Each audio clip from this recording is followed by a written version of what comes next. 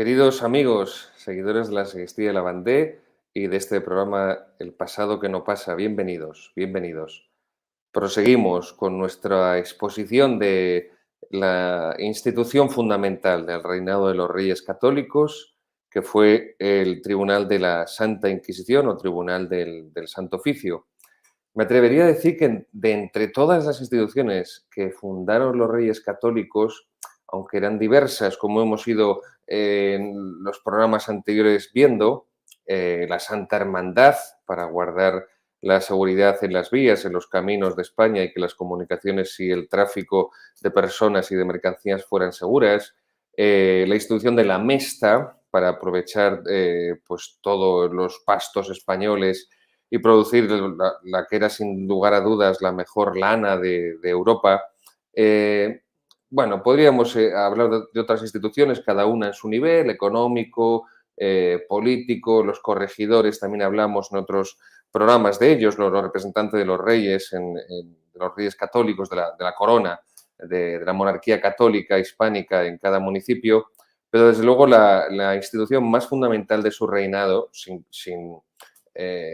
insisto, sin invadir los campos correspondientes de las anteriores, fue sin duda alguna la Santa Inquisición y por eso precisamente es hoy, hoy es el, el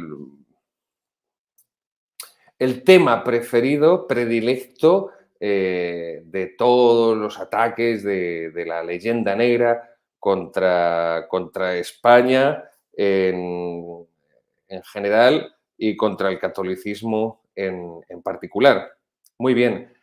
El último programa dejamos apuntado la amenaza de judaización, la amenaza de judaización que se estaba cerniendo sobre España, es lo que hoy vamos a desarrollar, lo que vamos a ver de una forma más pormenorizada. Pero antes termino con el tema que vimos la semana anterior, a ver si me cuadro esto un poquito, ahí.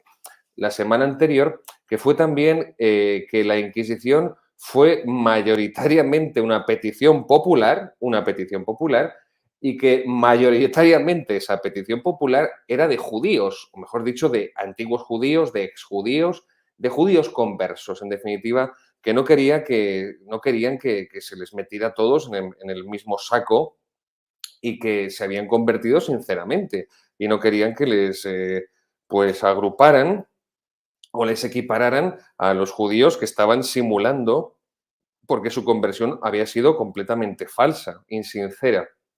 Bien, tenemos el caso paradigmático del rabino Salomón Halevi, que convertido posteriormente en obispo de Burgos. Claro, cuando se convirtió se cambió el nombre a Pablo de Santa María, Pablo de Santa María. Para los que no son españoles que nos están siguiendo, la archidiócesis de Burgos era una de las diócesis más importantes de España. Hoy en día, como ha caído mucho la demografía, pues no es ni mucho menos ya una de las más importantes a nivel demográfico, ¿no? Por la despoblación tan profunda que está habiendo en Castilla la Vieja, lo que antaño era Castilla la Vieja, hoy llamada o mal llamada desde este maldito régimen autonómico España de las autonomías, lo que se conoce como Castilla y León, o Castilla y León, bien. Pues ahí tenemos a Pablo de Santa María, que era un rabino, insisto, un rabino llamado Salomón Halevi, y que convertido llegó a ser obispo de Burgos. Antes de seguir avanzando, voy a dejarlo muy claro. No, vamos a ver, vamos a llamar las cosas por su nombre. Eh, eh, eh, la propuesta, lo que me propongo con esta serie de programas acerca de los reinados de los reyes católicos y en concreto con esto de la Inquisición es defender lo que fue la obra histórica de la Inquisición, la obra histórica de la Inquisición. No voy a pedir perdón por la Inquisición, como hicieron otros, no voy a avergonzarme de ella, no voy a tratarla de forma,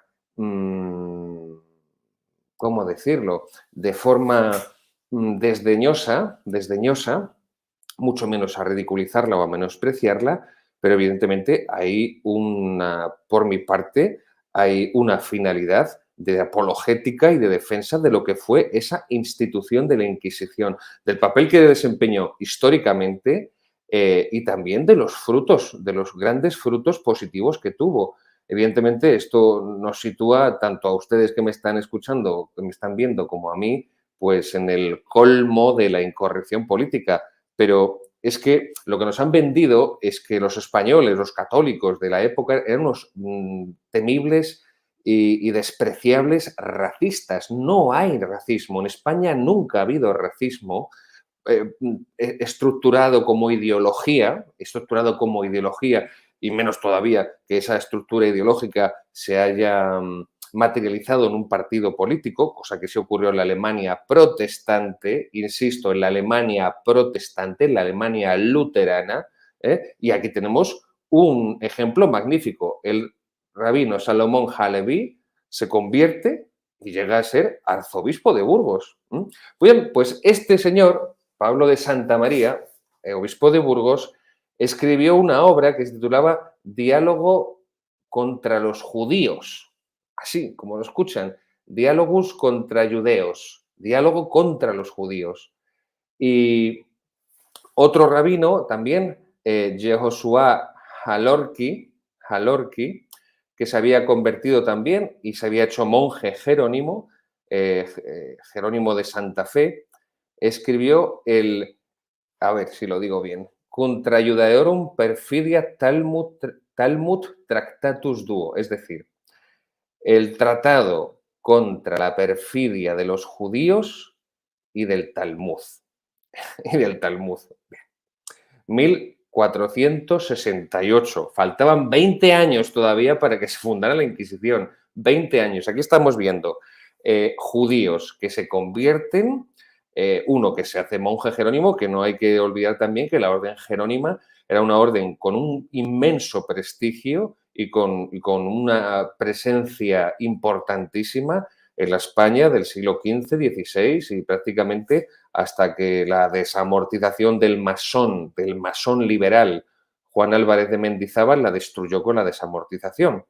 Jerónimos eran los monjes que estaban en el monasterio del Escorial y después hubo que llevar allí agustinos porque aquello fue un golpe de muerte para ellos. Pero bien, estamos viendo este caso de un converso que se hace monje jerónimo y escribe 20 años antes de la fundación de la Inquisición por los Reyes Católicos. Insisto, ya sé que me repito más que el chorizo, pero lo hago para que retengan estos datos fundamentales. Y hemos visto también el caso de Pablo de Santa María, obispo de Burgos, convertido, que era el antiguo rabino Salomón Halevi, que también escribe contra los judíos, podemos hablar también del converso aragonés Pedro de la Caballería, que escribió El celo de Cristo contra los judíos. El celo de Cristo contra los judíos. Los ejemplos son innumerables. Esto evidentemente lo han ocultado, lo han sepultado y han hecho todo lo posible para que no llegara a la gente este conocimiento y presentar de forma maniquea, estos son los buenos, estos son los malos, y los buenos son los judíos, que no tienen pecado original, que no tienen ningún pecado personal, son seres angélicos, puros, inmaculados, desinteresados, magníficos, buenísimos, generosos, perdonadores, cultísimos, todo, el cúmulo de virtudes, y luego están los malos malísimos, que son los cristianos, los católicos, los reyes católicos, la Inquisición, la Iglesia, que son unos ignorantes, que son unos fanáticos, que son unos sectarios y que son unos racistas absolutos que odian a los judíos y que vendrían a ser como el nacionalsocialismo del siglo XVI en España, como una especie de prólogo a todo aquello que después se daría en la Alemania de los años 30, insisto, en la Alemania luterana, que fue la que votó masivamente al Partido Nacional Socialista Obrero Alemán, que tampoco inventó el antisemitismo, el Partido Nacional Socialista Obrero Alemán, el partido de Hitler, que el antisemitismo ya venía de siglos antes, no hace nada más el partido de Hitler que recogerlo, y que ya hablaremos en su día del antisemitismo de Lutero, que era un furibundo antisemita, Lutero era un furibundo antijudío. Bien, Otro judío converso que también se hizo después fraile franciscano, Alonso de Espina, 1459, o sea, todavía más anterior a la fundación de la Inquisición, que les recuerdo es 1478. Escribió Fortaleza de la fe contra los judíos, Fortalium Fidei contra judeos, y dice allí, insisto, judío converso que se hace fraile franciscano. Fraile franciscano. Uno podrá pensar, no, pero es que esta gente se convertía al cristianismo porque si no arrasaban sus propiedades, les peligraba su vida. Miren, si alguno hiciera eso, lo último que hace es hacerse fraile.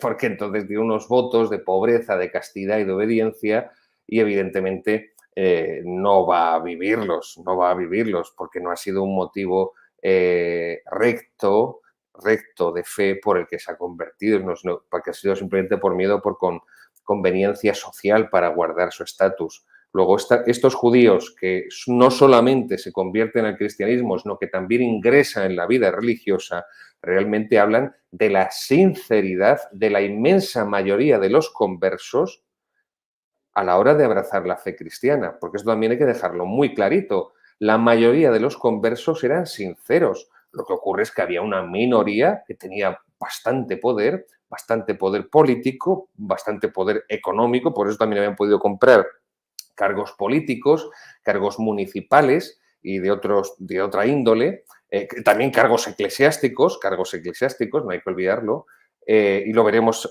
ahora posteriormente, pero lo que pasa es que, claro, evidentemente, con una gotita de veneno, pues puedes matar a una persona. No hace falta que le eches un litro en la comida, con una gotita basta. Bueno, pues esto hay que tenerlo también muy presente. La inmensa mayoría de los conversos eran sinceros, pero es cierto que había un grupo minoritario, pero un grupo activo, bastante poderoso, insisto, a nivel socioeconómico y sociopolítico y también eclesiástico. Había mucho falso converso dentro de la propia jerarquía eclesial, la propia jerarquía católica, que realmente estaban deteriorando la convivencia y estaban haciendo un daño tremendo, no solamente a la fe, sino a la unidad, a la cohesión social del país, de la nación. Bueno, pues este Alonso de Espina, fraile franciscano judío converso, prácticamente 30 años antes de que se funde la Inquisición, escribe en esa obra, Fortaleza de la fe contra los judíos, si se hiciera en nuestro tiempo una verdadera Inquisición, e insisto, y se lo recuerdo, inquisitio, inquisitionis, viene del latín, es una palabra latina que significa investigación. Serían innumerables los entregados al fuego de cuantos realmente se hallara que judaizan. O sea que ya 30 años antes de la fundación de la Inquisición, 29 para ser exactos, hay una conciencia social muy fuerte de que hay grupos, reductos judíos, que han simulado una conversión que no es tal, que siguen practicando su religión, pero no solamente que siguen practicando su religión, sino que están haciendo proselitismo y los destinatarios primeros de ese proselitismo son los judíos conversos que sí se han convertido verdaderamente, que sí se han convertido por motivos de fe y que ellos quieren volver, por decirlo de alguna forma, volverlos a la casa de Israel.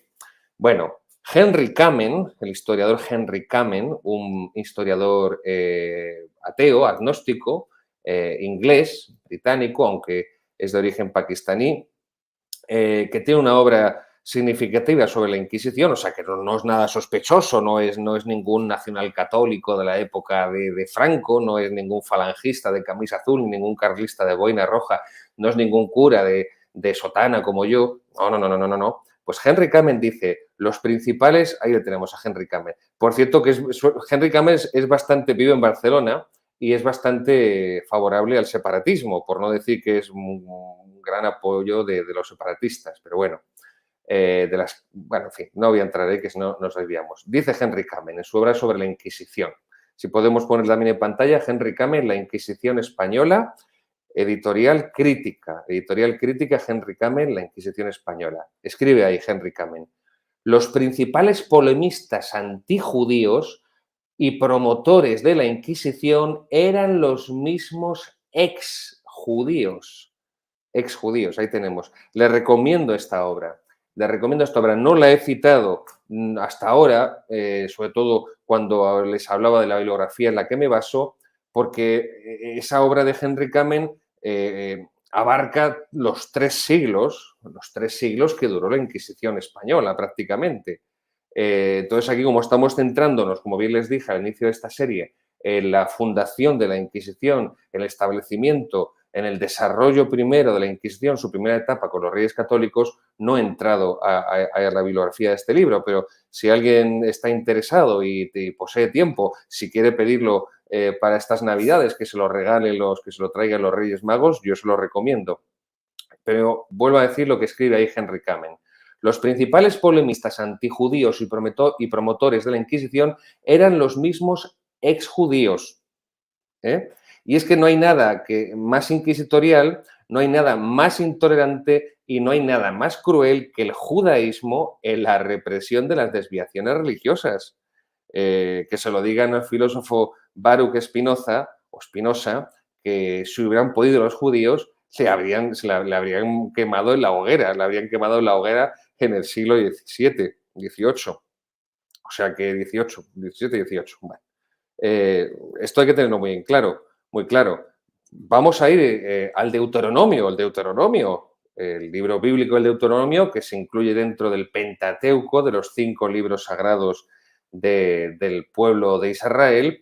Dice el Deuteronomio, capítulo 13, versículos del 13 al 17. Deuteronomio, capítulo 13, versículos del 13 al 17.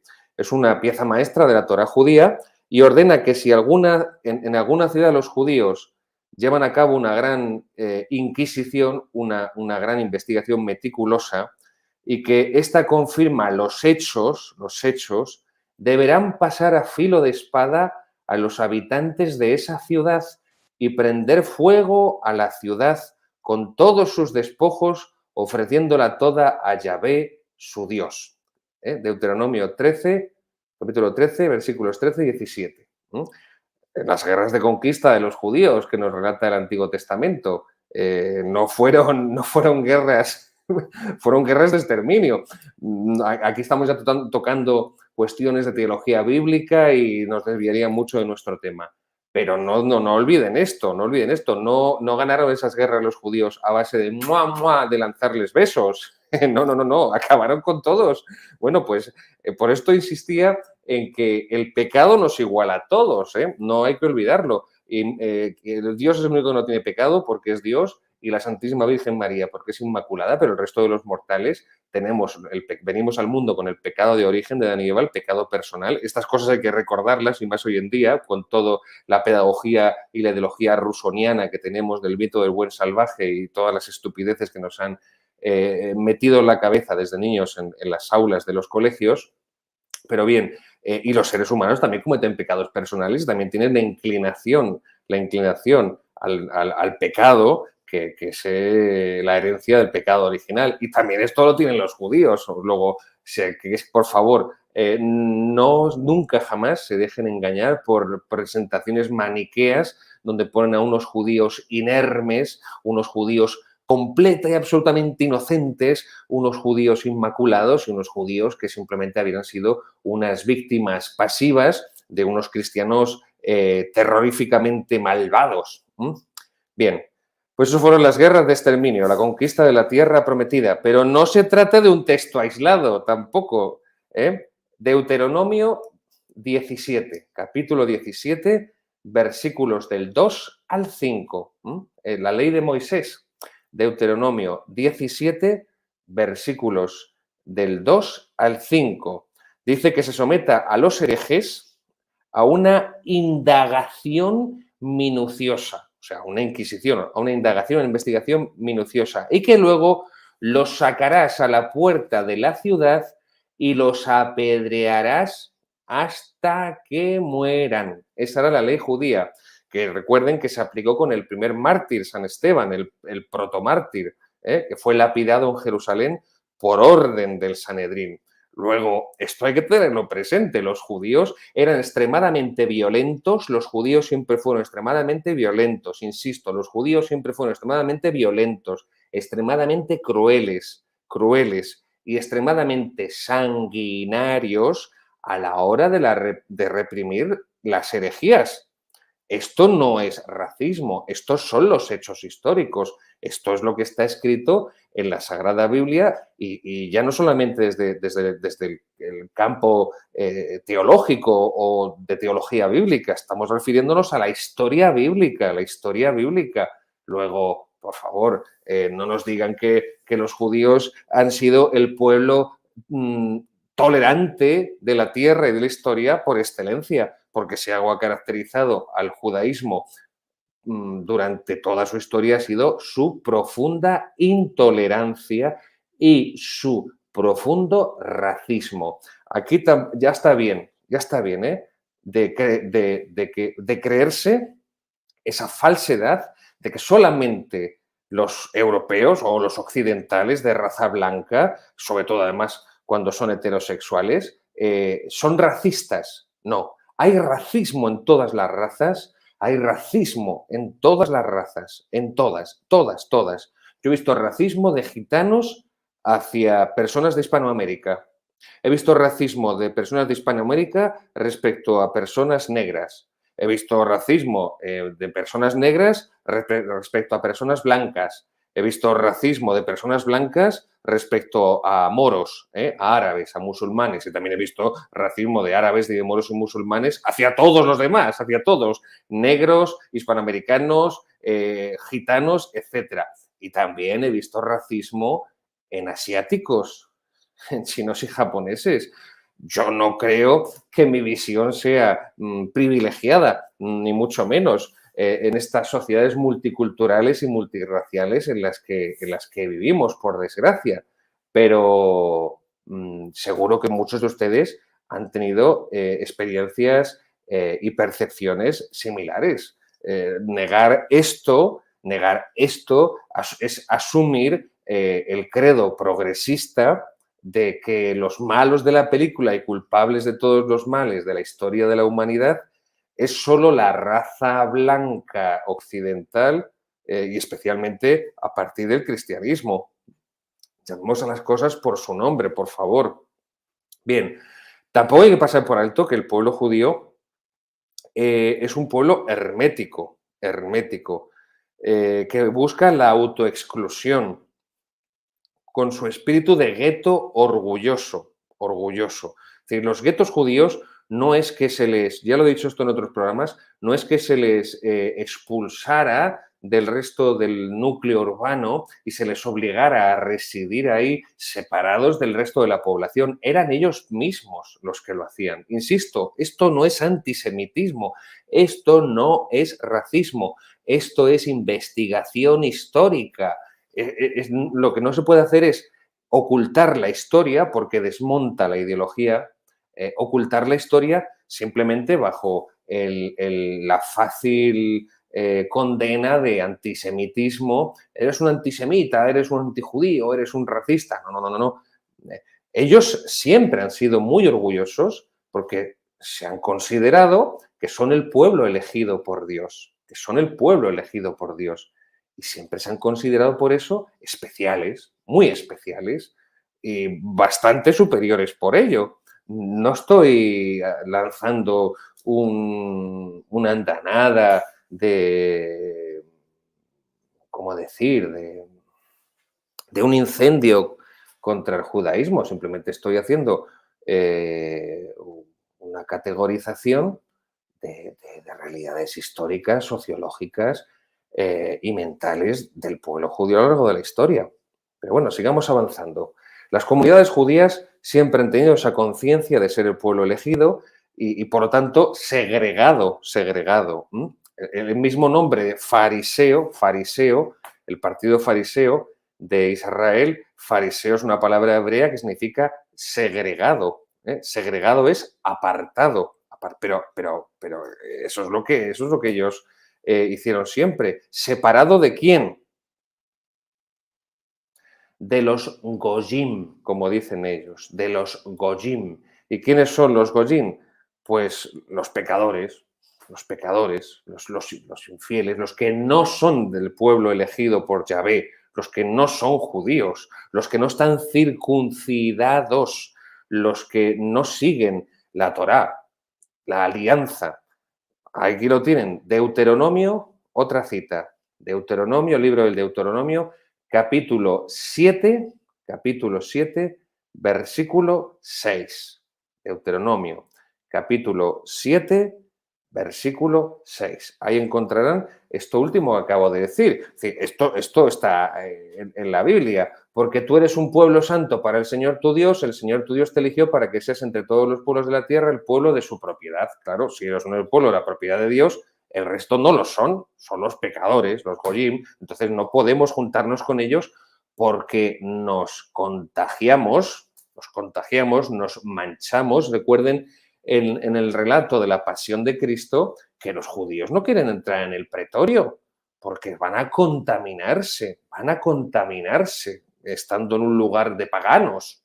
O sea, tengamos presentes estos elementos a la hora de juzgar las decisiones de los reyes católicos respecto a la Inquisición y, como veremos en programas sucesivos, cuando lleguemos a la expulsión de los judíos, que fue la medida tomada por los reyes católicos en marzo de 1492. Bien, Américo Castro, otro historiador, por cierto, Américo Castro, un historiador izquierdista, Castro, un historiador completamente antifranquista, lo digo para que nadie piense o se nos tache de nacional católicos o de franquistas, nada por el estilo. O sea, no estoy citando autores nada sospechosos, ¿eh? Estoy citando casos de exjudíos o judíos que se convierten de la época. He citado a Henry Kamen, nada sospechoso que yo sepa. Henry Kamen no milita en Falange Española ni en la Comunión Tradicionalista, en el carlismo. Américo Castro, pues un historiador izquierdista, republicano, antifranquista, que no era católico, es el que inventa el mito de Toledo, capital histórica de España. La ciudad de Toledo siempre ha sido la capital histórica de España, al menos desde los visigodos, si no habría que remontarse en parte a los romanos. Pero bueno, pues este señor Américo Castro es el que inventa el mito de Toledo como la ciudad de las tres culturas. Y escribió: la sociedad española iba fanatizando su cristianismo a medida que se iban cristianizando los judíos. Hemos visto que los judíos son tremendamente fanáticos a la hora de reprimir y perseguir la herejía. Bueno, pues cuando esos judíos se fueron convirtiendo al cristianismo, lo que dice Américo Castro es que la sociedad española iba fanatizando su cristianismo a medida que se iban cristianizando los judíos. O sea, que un estudio de izquierdas antifranquista está reconociendo que los que estaban detrás de la Inquisición eran judíos conversos que querían segregarse, que querían separarse de los judíos que estaban simulando y que su conversión había sido completamente falsa y continuaban siendo judíos y que estaban destruyendo cualquier tipo de unidad en la sociedad. ¿Por qué vivimos hoy en sociedades, lo he dicho otras veces, en sociedades tan divididas y tan atomizadas, tan fragmentadas? Porque no hay unidad religiosa. La dimensión religiosa es la dimensión más profunda del ser humano. Por eso la unidad social más profunda es la unidad religiosa y, por lo tanto, la división más profunda es la división religiosa. Bien. Pues esto dice este señor Américo Castro, insisto, recuerden el nombre Américo Castro, que es el que se inventa ese mito de Toledo, ciudad de las tres culturas, donde todos eran amigos, judíos, moros, cristianos, quedaban a jugar a las cartas, merendaban chocolate los tres por las tardes, sentaditos. No hubo eso, ni mucho menos.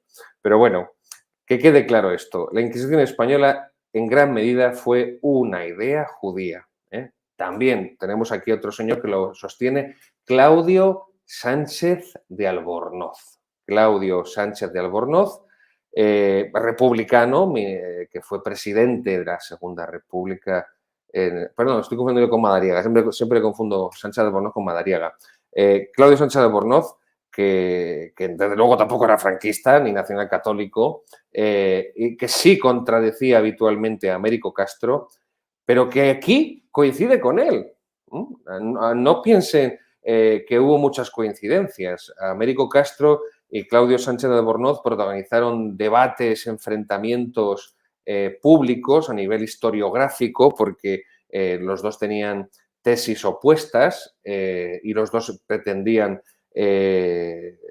públicamente debatir sobre ellas y mostrar la veracidad de sus investigaciones y de sus conclusiones. Evidentemente, aquí Américo Castro llevó las de perder y este señor Claudio Sánchez de Albornoz fue el que realmente pudo mostrar de una forma más clara que sus investigaciones históricas estaban más de acuerdo, bastante más de acuerdo con la realidad histórica, con los documentos de la época, documentos primarios, recuerden, y con los hechos y los personajes. Pues bien, aquí coinciden los dos.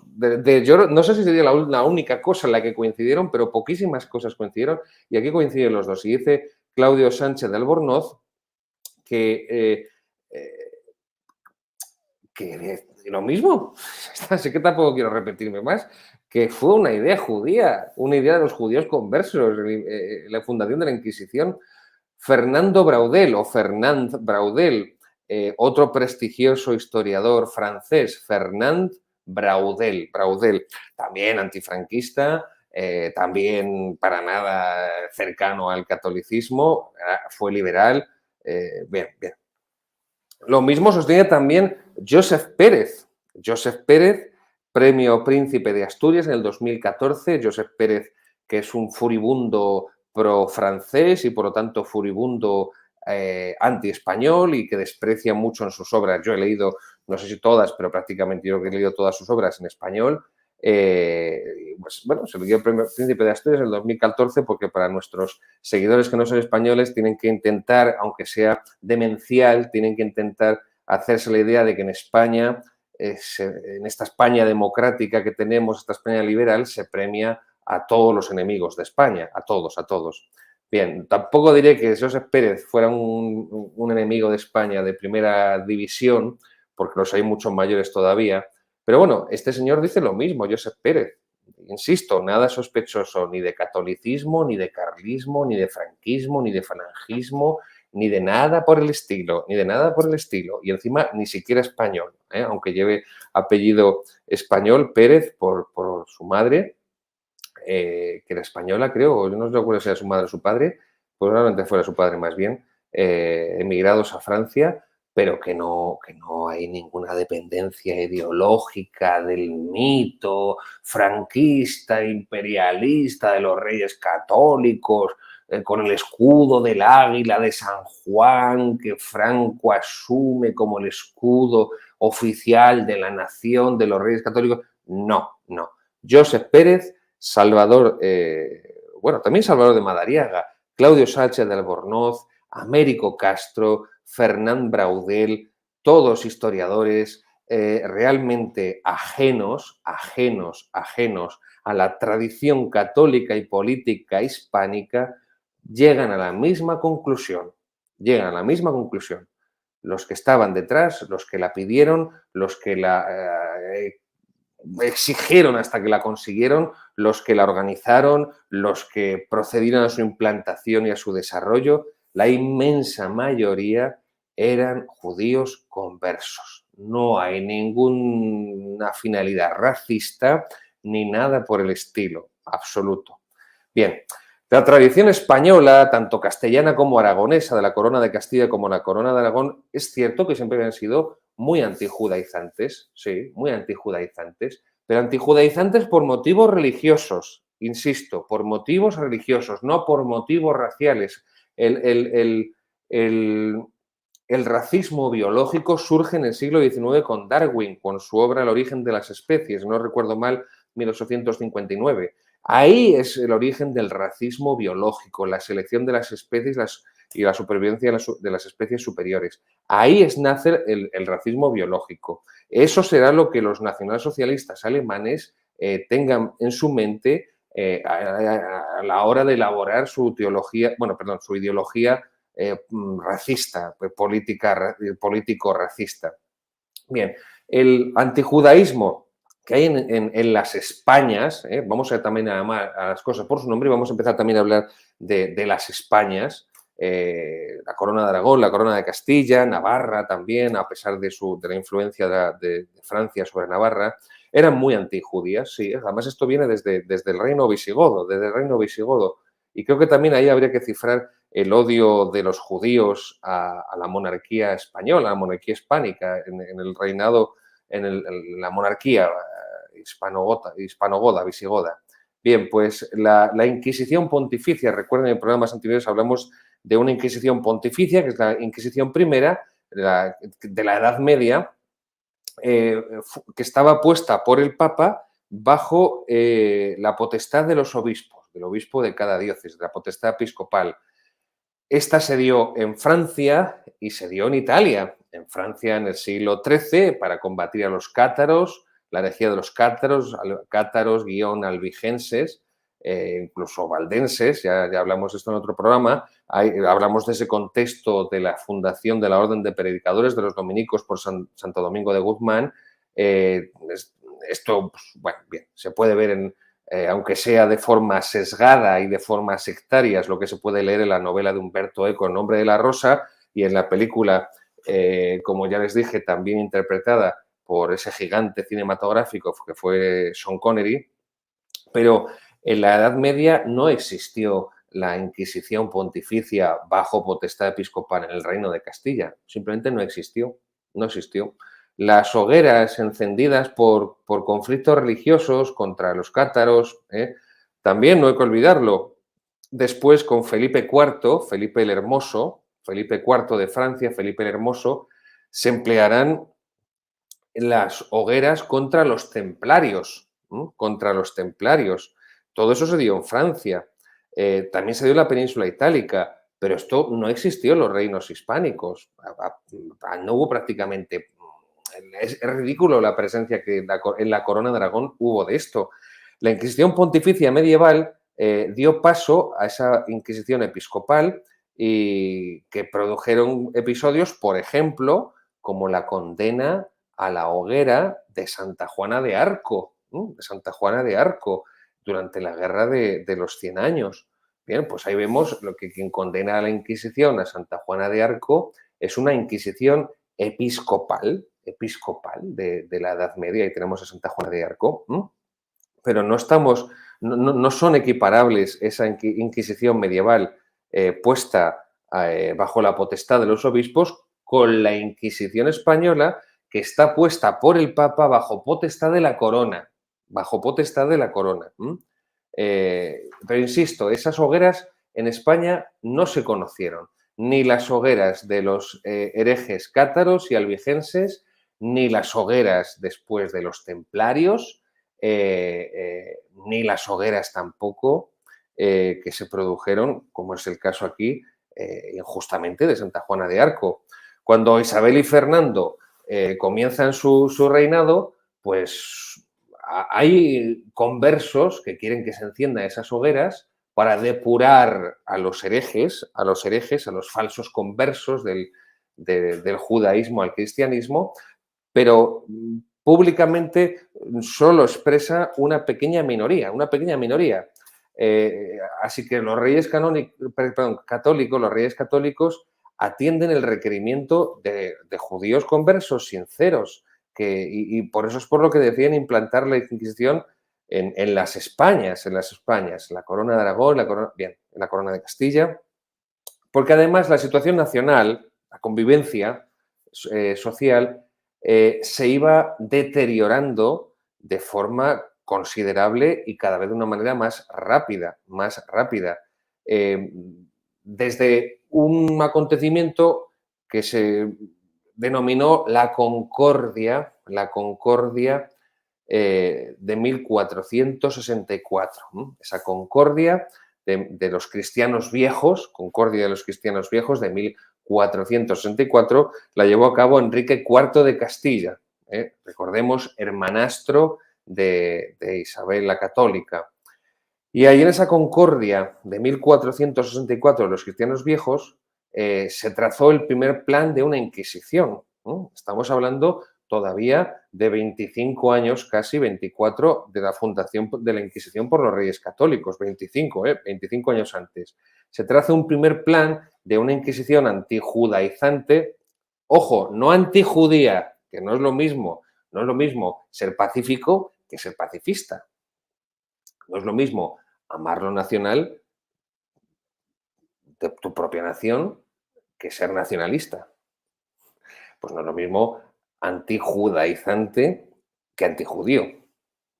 Hay que tener cuidado con los términos, porque a través de los términos se introducen ideas falsas, ideas erróneas y que llevan a una deformación de la realidad y evidentemente también a una deformación de la mente. Pues esa inquisición antijudaizante, pues sorprendentemente en esa concordia de los cristianos viejos de 1464, patrocinada, llevada a cabo por Enrique IV de Castilla, pues era, sorprende en las actas que es de una moderación tremenda. No se registra para nada la intención de persecución, de hoguera, de confiscaciones, para nada, pero sí que es un testimonio histórico porque ya se constata 25 años antes de que funden los Reyes Católicos la Inquisición, insisto, de que esto se está dando en la sociedad, que cada vez se está dando más y que es un foco de conflictividad social muy peligroso y muy dañino. Pues bien, igual que los Reyes Católicos habían hecho, como he hecho referencia al inicio del programa, con la institución de la Santa Hermandad para ayudar a poner orden y salvaguardar el imperio de la ley y atajar la inseguridad en los caminos, las distintas vías que unían España, pues se deciden por estas peticiones de judíos conversos principalmente a instaurar la Inquisición en las Españas, ¿no? En las Españas para salvaguardar la identidad cristiana de la nación, ¿no? Porque hay un peligro nacional de judaización, hay un peligro nacional de judaización, porque los falsos conversos, insisto, tienen una preeminencia social muy grande debido a que suelen ser muchos de ellos personas con un importante patrimonio y personas que han accedido a cargos públicos y a cargos eclesiásticos. Y esa amenaza nacional de judaización es omnipresente en los municipios, en los ayuntamientos, en los obispados, en las órdenes religiosas, en los principales clérigos de las colegiatas, de las catedrales, canónigos, el alto clero, el alto clero también, podríamos hablar de él. Bien, por ejemplo, se puede recordar, de esto hablamos en la pasada temporada cuando explicamos, cuando estuve explicando la llegada al trono de los Reyes Católicos, pero recuerden que el maestre de la Orden de Calatrava, una de las órdenes que se fundan durante la Reconquista, el maestre de la Orden de Calatrava, Girón, que era literalmente a quien había vendido Enrique IV a su hermana Isabel, a cambio de una serie de favores, Enrique IV de Castilla, el rey Enrique IV de Castilla, hermanastro de Isabel la Católica, a cambio de esos favores, le había vendido a su hermana, su hermanastra, Isabel la Católica, para que se casara con él. Por supuesto, este Girón era un falso converso que estaba judaizando, que estaba simulando. Se descubrió a su muerte que había sido así, toda una farsa. Además que era un señor, como las crónicas registran, bastante desagradable, bastante mayor y bastante feo. En fin, era un cuadro este de Girón, maestre de la Orden de Calatrava. Bien, pues, ¿por qué digo esto? ¿Por qué cuento esto?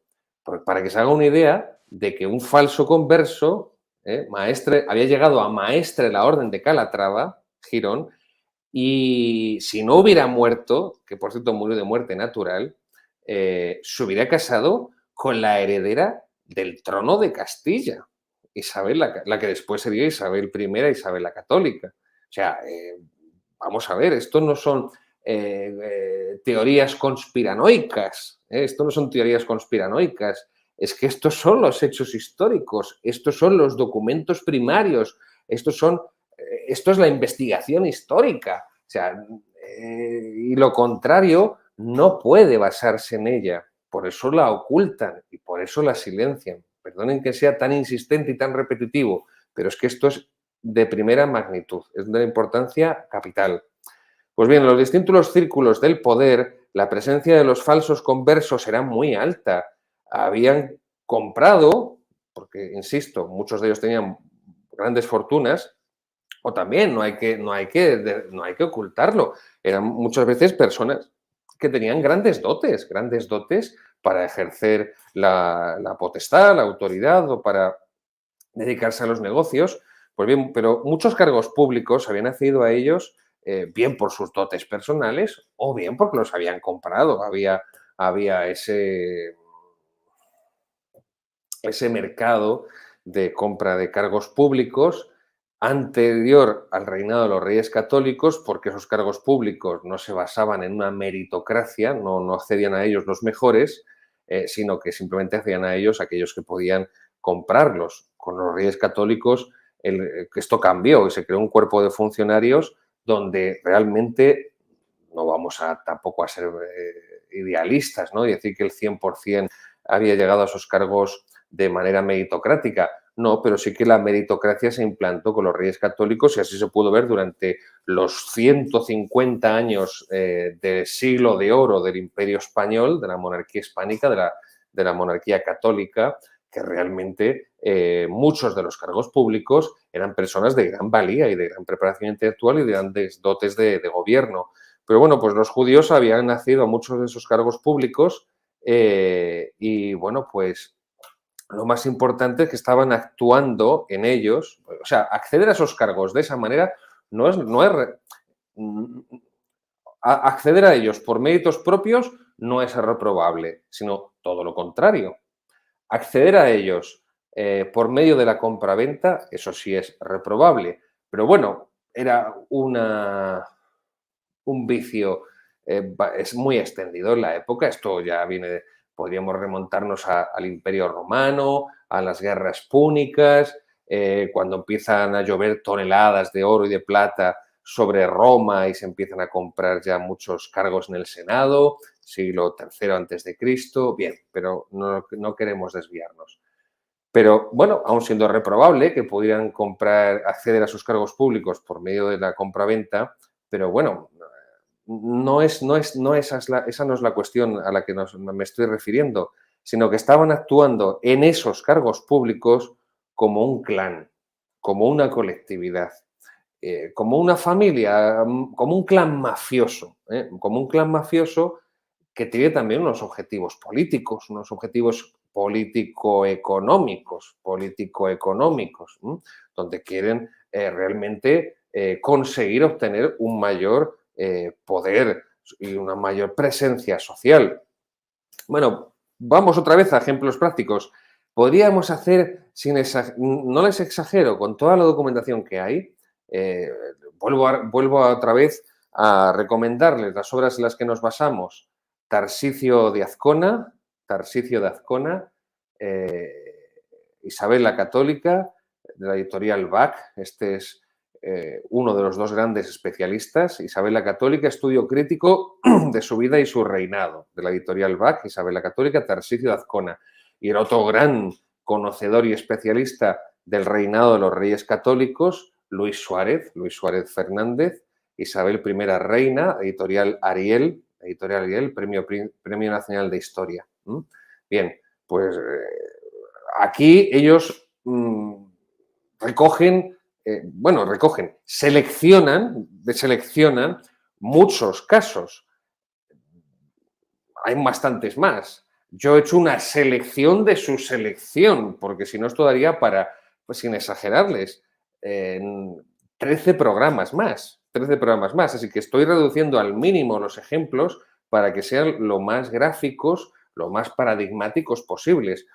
Un ejemplo, Juan del Río, un canónigo de Toledo, diócesis primada de Toledo, la diócesis primada de Toledo, la catedral primada de Toledo era la institución más prestigiosa de la Iglesia española de la época, ¿eh? No piensen que era cualquier ermitita de un pueblo perdido, de cualquier iglesita de una aldeíta. No, no, no, no.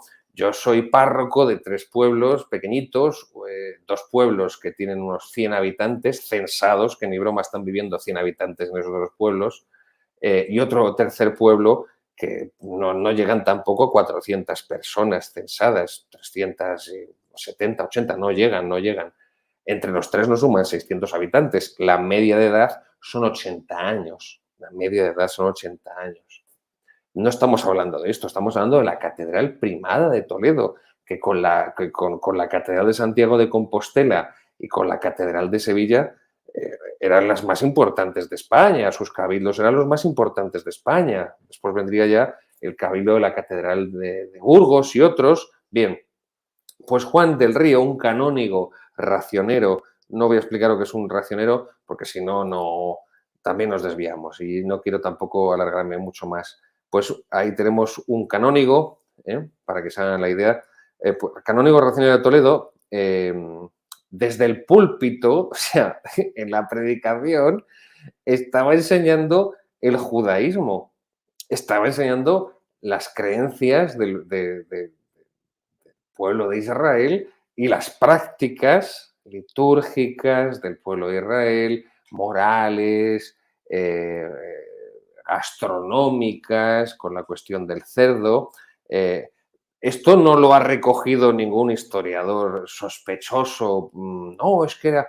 No, no, no, no. Lo ha recogido Baer, con B, Baer. Baer es un historiador judío.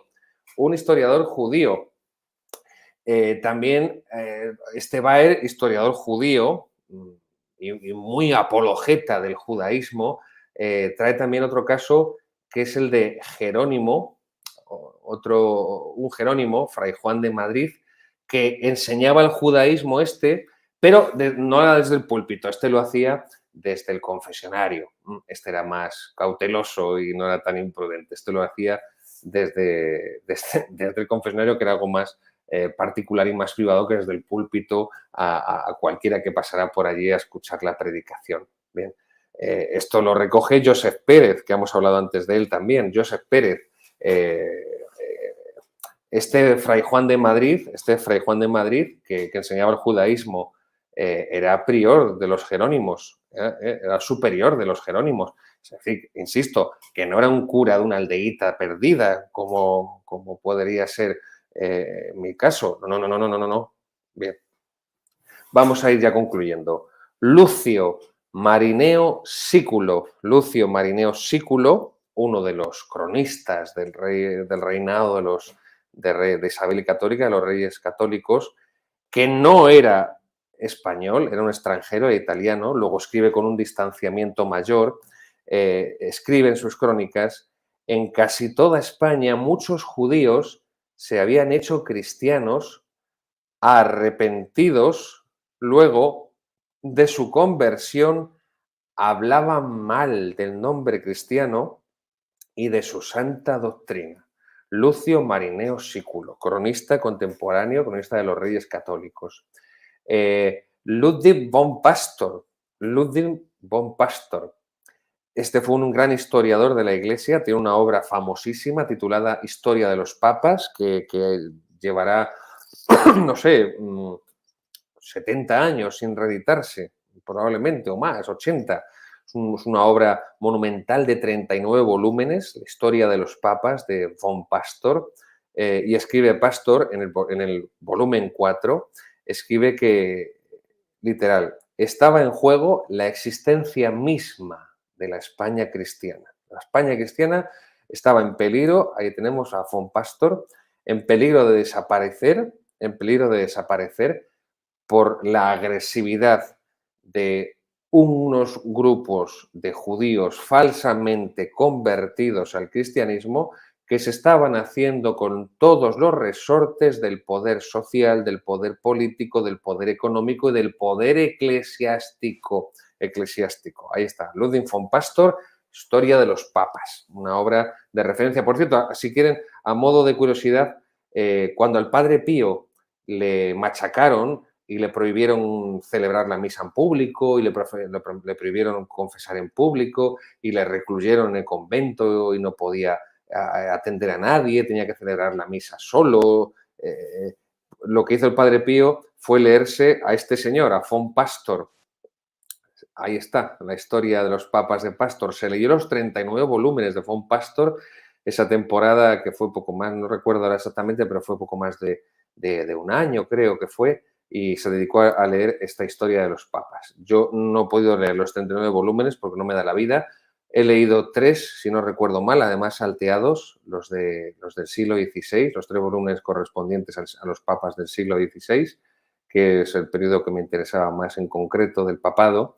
Pero bueno, espero no poder, antes de morirme, leerme los otros 36 y si no voy al infierno por la infinita misericordia de Dios, en la que espero y confío y voy al purgatorio, no me importará pasarme el purgatorio leyendo los 236 volúmenes, porque para nuestros seguidores hay un dicho entre los curas que dicen que el purgatorio de los curas va a ser leerse todos los libros que tienen en su casa que no se han leído. Yo, si ese fuera mi purgatorio, lo firmaba, porque luego como decía Santa Teresa de Jesús en el libro de la vida, por mis pecados merezco la condenación eterna del infierno. Así que la misericordia de Dios, a partir de ahí, todo lo que me conceda, bienvenido sea. Volvemos a lo nuestro.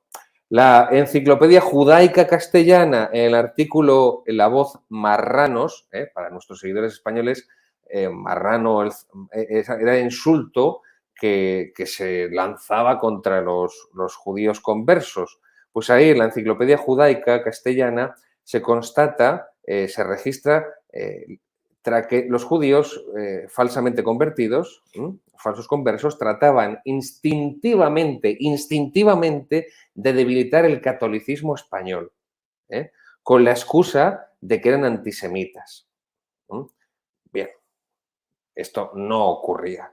Si el catolicismo español hubiera sido antisemita, ese rabino, Salomón Halevi, no habría sido arzobispo de una diócesis tan importante como la de Burgos.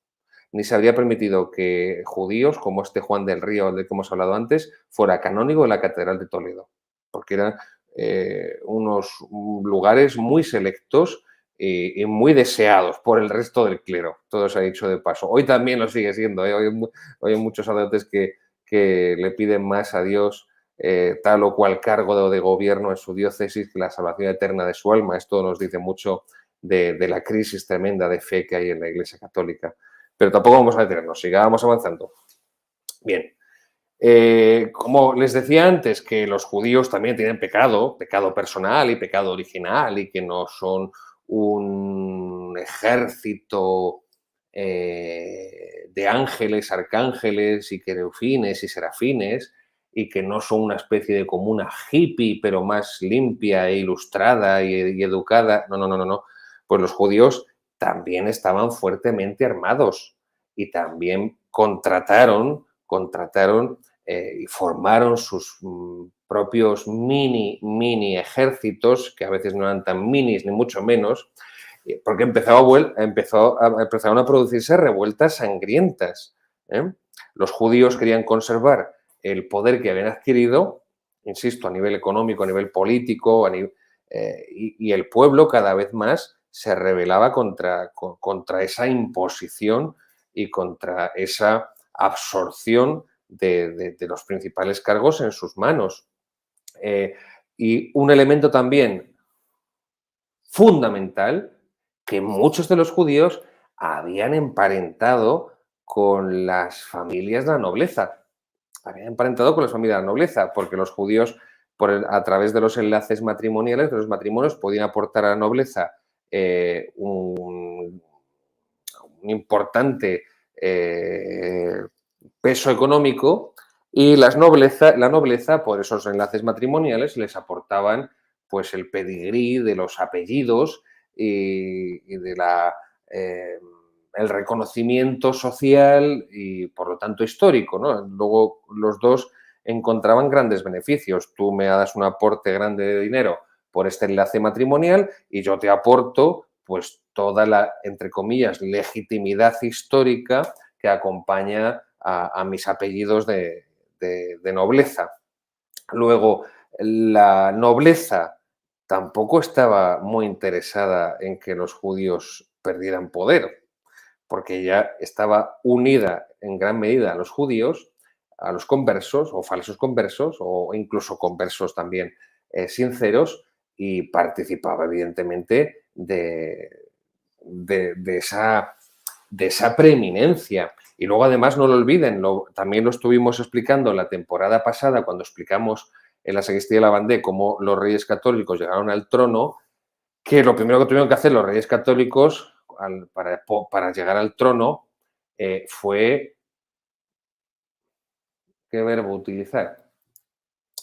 Domesticar a la nobleza, porque era una nobleza levantisca que se había transformado o que por herencia del tardo feudalismo también, pues se consideraban pequeños reyezuelos de sus particulares reinos de taifas, y entonces eran enemigos de que por ellos hubiera una autoridad superior, que era la autoridad real, y que de alguna forma les metiera en cintura. Esto lo analiza sobre todo Luis Suárez en la primera parte de sus investigaciones sobre el reinado de los reyes católicos, y es muy interesante. Luego, aquí hay una alianza de intereses, como dirá Max Weber, hay una telaraña, una constelación de intereses. Pues bien,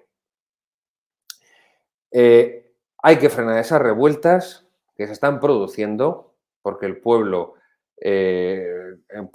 entiendan pueblo no en cuanto a noción comunista, socialista, ¿no? El pueblo que son ellos, no, sino que las clases más populares, más modestas, más normalitas, agricultores, ganaderos, artesanos. Sería un error hablar de clases sociales, porque ya estamos admitiendo la terminología ideológica del marxismo. Pero bueno, sí que esas personas eran las que estaban reaccionando ya de una forma violenta contra esta preeminencia y esta concentración del poder en manos de falsos cristianos judíos. Luego, esto era el camino cada vez más rápido y cada vez más claro hacia una guerra civil generalizada. Y precisamente los reyes católicos habían tenido que librar una guerra civil contra la Beltraneja, para poder acceder al trono de Castilla. O sea, vamos a ver, nos salimos de una guerra civil y nos metemos en otra además mucho peor que la guerra contra la Beltraneja. Así que el nudo gordiano, lo vieron clarísimamente los reyes católicos, el nudo gordiano más temible, el principal problema que había que atajar, que había que cortar, como el famoso nudo de Gordio que cortó Alejandro Magno, pues ese problema tan temible era el de los falsos conversos, el de los falsos judíos conversos. Y había que cortarlo sin dudar, de forma drástica, porque era ya un problema nacional, insisto, religioso, económico, político, social, eclesiástico. Bien, había que hacer un cortafuegos, por poner una imagen gráfica que nos pueda entrar muy bien en nuestra mente, había que hacer un cortafuegos que fuera infranqueable y que fuera indestructible, que fuera indiscutible. ¿Y cómo se hacía eso? Pues una institución que fuera respetada por todos, tanto por todos en el sentido de que fuera una institución neutral, una institución que tuviera un peso moral y que también los propios cristianos, o cristianos viejos, la respetaran, que se hiciera respetar por sí misma de cara a todos, pero que también de cara a los cristianos viejos se hiciera respetar por su origen y por el ejercicio de su potestad. Luego, por eso se funda la Inquisición por los reyes católicos como un tribunal de la fe. Ahí tenemos una de las variantes del escudo de la Inquisición. Insisto, hay unos elementos comunes que es la cruz, la espada y la rama de olivo. Y otros elementos son más variables, pero ese es el esquema. Pues bien, la Inquisición, fundada por los Reyes Católicos, es un tribunal de la fe. Es un tribunal de la fe fundado por el Papa, sí, pero respaldado, construido sobre el poder de los monarcas, sobre el poder real. Y de esa forma sería un tribunal imparcial tanto para unos como para otros. ¿No? Simplemente, y con esto ya concluyo, piensen que la Inquisición española procesó a Antonio Pérez. Antonio Pérez, el secretario de Felipe II. O sea, no era el alcalde de Villa Porculín del Monte, allí perdido. No, no, no. Era el secretario de Felipe II, que se había criado con Felipe II desde su más tierna infancia. No olvidemos que la Inquisición española, y tenemos a Antonio Pérez, un ser despreciable y deleznable, un gran enemigo de España que le hizo un daño enorme y a la religión católica y a la Iglesia, pero como diría Rainer Kipling, eso es otra historia, no vamos a entrar por aquí, pero bueno, al menos que se queden con la imagen de Antonio Pérez. Otro de los procesados por la Inquisición española, y es todavía, desde otro punto de vista, creo que es más gordo, es más importante, es Bartolomé Carranza.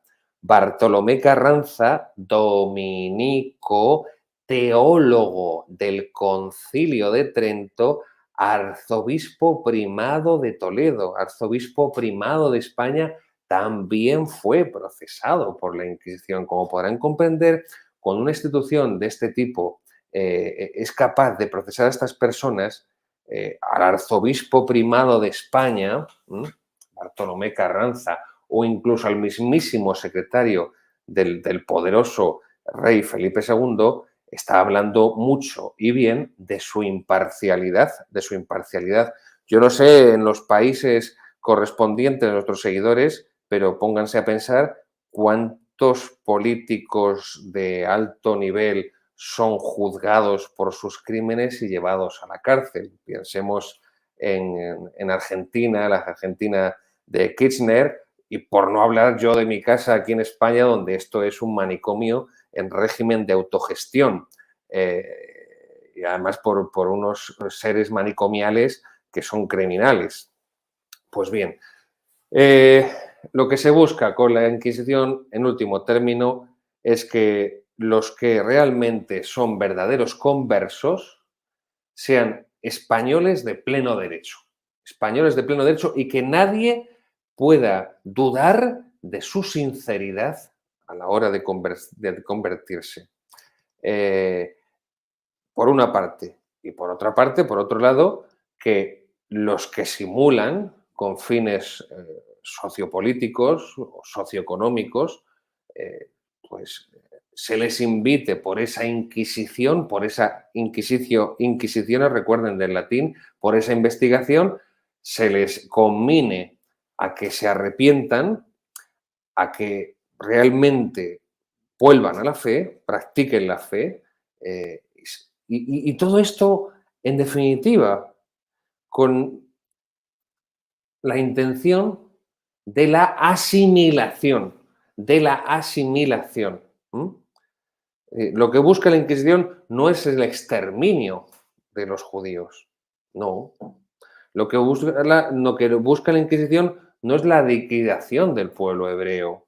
Lo que busca los reyes católicos es que se asimilen verdaderamente a la sociedad española. Y esa sociedad española, desde los visigodos, es una sociedad católica, católica, de cultura católica, cristiana, de cultura occidental, europea y de cultura romana, el derecho romano, tan importante, aparte de los aportes germánicos más o menos puntuales de los visigodos. Entonces, con un cuerpo extraño que no quiere asimilarse, no se puede lograr ningún tipo de unidad. Y esto es lo fundamental que los reyes católicos quieren. Con un país unido, con una nación unida en torno a la misma fe, se pudieron llevar a cabo todas las empresas que posteriormente, durante los 150 años del siglo de oro, porque al final es un siglo y medio del Imperio Español, España pudo llevar a cabo. Sin esa asimilación, sin esa integración, sin esa cohesión social en la misma fe, en la misma lengua, en la misma historia, en las mismas leyes, en el mismo derecho, en la misma cultura, en la misma religión, no se habría podido de ninguna manera desempeñar esa misión histórica tan importante. Pensemos en Alemania, la Alemania luterana, la Alemania protestante después de la Guerra de los 30 años, finalizada en 1648, que no logró su unificación hasta 1831 con el canciller Bismarck, no pudo llevar a cabo una misión histórica similar a la española. Podríamos decir otro tanto de la unificación italiana, también por las mismas fechas del siglo XIX. Si España, las Españas como nación, como imperio, llevaron a cabo la gesta del siglo finales del XV, XVI hasta mediados del XVII, que se llevó en todos los órdenes, religioso, misional, cultural, artístico, literario, político, diplomático, económico, marítimo, en todos los sentidos, fue gracias a la unidad que había en el pueblo en torno al trono y en torno al altar. Pero primero el tono, perdón, primero el altar, primero en torno al altar y luego después en torno al trono. Aquí entraríamos en las teorías, la teoría política, la teorización política de San Isidoro de Sevilla, el gran arzobispo de la España visigoda, cuando escribe: serás rey si obras el bien, si obras con justicia, y si no, no lo serás. Pero bueno, ya sí que también nos acabaríamos y al final del programa yendo otra vez del tema principal. Hasta aquí llegamos hoy. Queridos seguidores, muchísimas gracias por su paciencia. Espero que hayan sacado algo en claro. Perdonen que no sea capaz de hacer las cosas mejor, de explicarme mejor o de hacerlo más ameno. Hago todo lo que puedo y, bueno, creo que con el tiempo vamos aprendiendo cada vez a hacerlo mejor. Bien. Recomiendo leer dice Néstor Pinto, recomiendo leer sobre la fe católica contra los judíos San Isidoro de Sevilla y el complot contra la Iglesia de Maurice Pinay. Bien. Monseñor Araujo, a nivel jurídico, las actas de la Inquisición son modelos de procesos judiciales justos, eran lo más avanzado de la época. Totalmente de acuerdo, es así, eran realmente modélicas en el derecho, el derecho procesal inquisitorial era modélico, totalmente. Muy bien. Gracias, Maribel. Vamos ahora con nuestro patrocinador al momento ridículo que tengo, porque esto el Padre Francisco sé que lo sabe hacer bien y yo no sé hacer esto, pero bueno, bendito sea Dios. Aquí está nuestro patrocinador, miel y polen de alta calidad. De alta calidad. Yo no se lo recomiendo, yo les exhorto, o mejor, casi si se lo ordeno. Si tuviera potestad sobre ustedes, que no la tengo, se lo ordenaría que compraran cualquiera de estos productos. Yo no soy, sinceramente, yo no soy mucho de miel, no me gusta la miel, pero sí que les puedo decir que el producto que más me gusta a mí son los frutos secos con miel. Ahí, si puedes bajar antes la imagen de los frutos secos, los tienes a eso, sube, o bajas, que no sé, yo me hago un lío. Vale, ahí está, ahí está. Ahí están las nueces, ahí están los cacahuetes. ¡Guau! Esto es tremendo, esto es tremendo. Muy bien, pues gracias a nuestro patrocinador y recuerden utilizar el código de descuento Sacristía. Muy bien. Por último, tampoco olviden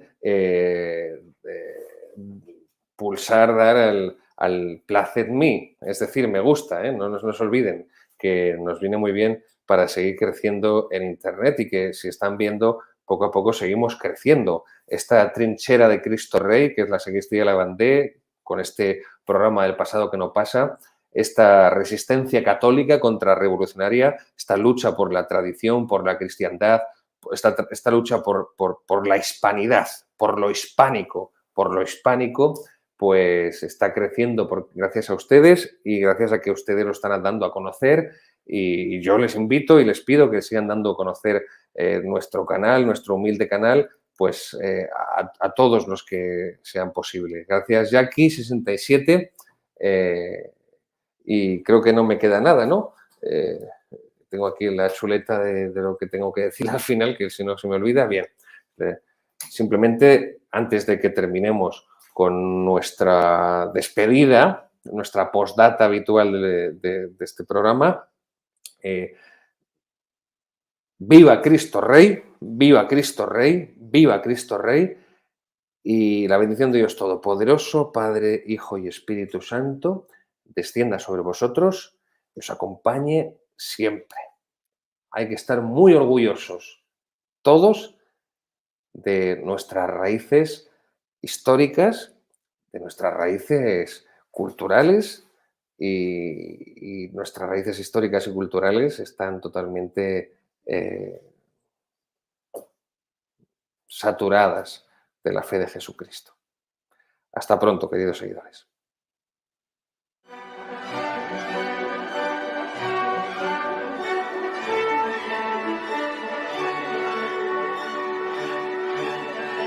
Siempre ha sido un pelotón de soldados el que ha salvado la civilización.